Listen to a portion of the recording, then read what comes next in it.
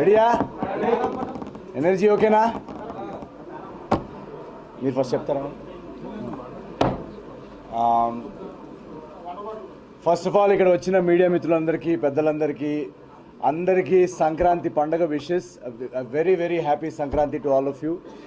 And మీరు కానీ audience కానీ మా అందరు సంక్రాంతి. సో సరే ఓకే అన్న, అది ఫిబ్రవరి నుంచి మార్చి నుంచి జూలైకి వెళ్తున్నాక అది సడన్గా అది ఒక ఫిల్మ్ ఫెస్టివల్లోకి మారిపోయింది. మేము ఫుటేజ్ చూసుకున్న తర్వాత కూడా ఎక్కడ ఒక నర్వస్నెస్ ఉండిందనమాట. ఏంటి మనది ఇప్పుడు ఎక్కదు.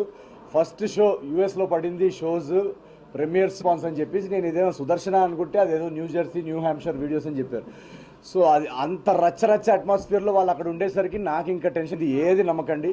మీరు కావాలంటే ట్విట్టర్ ఓపెన్ చేసుకోండి, ఇన్స్టాగ్రామ్ ఓపెన్ చేసుకోండి, లేదా ఒక నియర్ బై థియేటర్కి వెళ్ళి అనగనగా ఒక రాజు టికెట్ బుక్ చేసుకొని మీరే లైవ్ రియాక్షన్స్ చూసుకోండి. నాన్ స్టాప్ ఎంటర్టైన్మెంట్ అనే వర్డ్ ఆఫ్ మౌత్ మాకు చాలా రోజుల తర్వాత యాక్చువల్గా ఇంత యునానిమస్ వర్డ్ ఆఫ్ మౌత్ చూడడం చాలా happy. And US thank you అలా మధ్యలో కొడుతుండండి.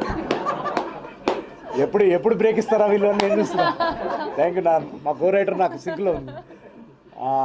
అండ్ అమెరికాలో ఓవర్సీస్ బాక్స్ ఆఫీస్ నుంచి వచ్చిన టాక్ వచ్చినా కూడా లోకల్గా ఎలా రిసీవ్ చేసుకుంటారనే ఒక క్యూరియాసిటీ ఉంటుంది.